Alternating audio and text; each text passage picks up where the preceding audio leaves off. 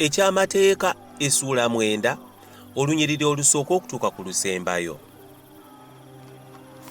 Wulira ggwe Isiraeri, ogenda okusomoka Yoludaani leero, okuyingira okulya amawanga agakusinga obunene n'amaanyi, ebibuga ebinene ebyazimbibwako ebigo okutuuka mu ggulu. Abantu abanene abawanvu, abaana b'Anaki b'omanyi era be wawulirako nga bagamba nti ani ayinza okuyimirira mu maaso g'abaana b'Anaki? Kale manya leero nga Mukama Katonda wo ye wuuyo asomoka okukukulembera ng'omuliro ogwokya. Y'alibazikiriza era alibamegga mu maaso go, bw'atyo bw'olibagobamu n'obazikiriza mangu nga Mukama bwe yakugamba. Toyogeranga mu mutima gwo Mukama Katonda wo bw'alibala okubasindika mu maaso go ng'ogamba nti olw'obutuukirivu bwange Mukama kyava dda nnyingiza okulya ensi eno. Kubanga olw'obubi bw'amawanga ago Mukama kyava agagoba mu maaso go. Si lwa butuukirivu bwo so si lwa bulongoofu bwa mutima gwo kyova oyingira okulya ensi yaabwe, naye olw'obubi bw'amawanga ago Mukama Katonda wo kyava agagoba mu maaso go, era alyoka anyweza ekigambo Mukama kye yalayirira bajjajjaabo Ibulayimu, Isaaka ne Yakobo. Kale manyanga Mukama Katonda wo takuwa nsi eno ennungi okugirya lwa butuukirivu bwo, kubanga oli ggwanga eririna ensingo enkakanyavu. Jjukira teweerabiranga bwe wasunguwaza Mukama Katonda wo mu ddungu, okuva ku lunaku lwe waviiramu mu nsi ey'e Misiri okutuusa lwe mwajja mu kifo kino, mujeemera Mukama. Era ne ku Kolebu mwasunguwaza Mukama, Mukama n'abanyiigira okubazikiriza. Bwe nnali nga mmaze okulinnya ku lusozi okuweebwa ebipande eby'amayinja, by'ebipande eby'endagaano Mukama gye yalagaana nammwe, ne ndyoka mmala ku lusozi ennaku 40 emisana n'ekiro, saalyanga mmere so saanywanga mazzi.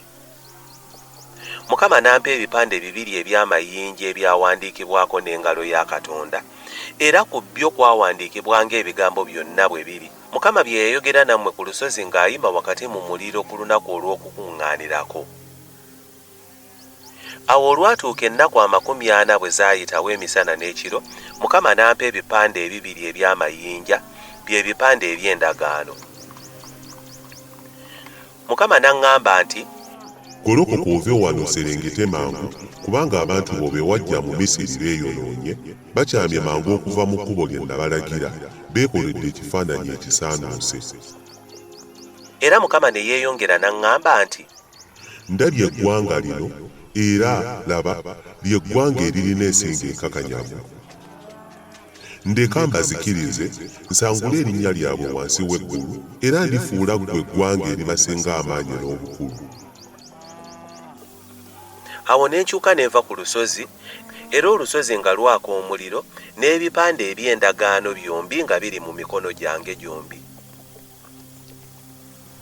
Ne ntunula, era laba, mwali mumaze okusobya ku Mukama Katonda wammwe, mwali mumaze okwekolera ennyana ensaanuuse, mwali mumaze okukyama amangu okuva mu kkubo Mukama lye yabalagira. Ne nkwata ebipande byombi, ne mbisuula mu mikono gyange gyombi, ne mbimenya mu maaso gammwe. Ne nvuunamira mu maaso ga Mukama ng'olubereberye ennaku 40 emisana n'ekiro, saalyanga mmere so saanywanga mazzi, olw'okwonoona kwammwe kwonna kwe mwayonoona nga mukola ekyali mu maaso ga Mukama ekibi okumusunguwaza. Kubanga natya obusungu n'ekiruyi Mukama bye yali asunguwadde okubazikiriza. Kale Mukama n'ampulira n'omulundi guli. Mukama n'asunguwalira nnyo Alooni okumuzikiriza, era n'ensabira n'Alooni mu biro ebyo. Ne nzirira ekibi kyammwe ennyana gye mwali mukoze, ne ngyokya omuliro, ne ngisambirira nga ngisekulasekula nnyo okutuusa lwe yafaanana ng'enfuufu. Ne nsuula enfuufu yaayo mu kagga akaserengeta okuva ku lusozi. Era Tabera, ne Massa, ne Kiberosukataava mwasunguwalizaayo Mukama. Awo Mukama bwe yatuma okuva e Kadesubaneeya ng'ayogera nti, mwambuke mulye ensi gye mbawadde, ne mulyoka mujeemera ekiragiro kya Mukama Katonda wammwe, so temwamukkiriza, so temwawulira ddoboozi lye. mujeemera Mukama okuva ku lunaku lwe nabamanya. Awo ne nvuunamira mu maaso ga Mukama ennaku 40 emisana n'ekiro ze navuunaamirira, kubanga Mukama yali ayogedde ng'agenda okubazikiriza. Ne nsaba Mukama ne njogera nti, Ayi Mukama Katonda, tozikiriza abantu bo na busika bwo be wanunula olw'obukulu bwo, be wajja mu Misiri n'engalo ez'amaanyi.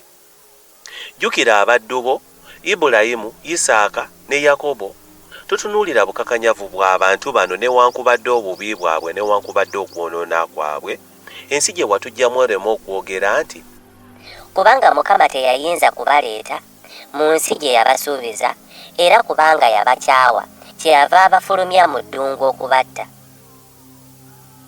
Naye be bantu bo era bwe busika bwo be wajjamu n'obuyinza bwo obungi n'omukono gwo ogwagololwa.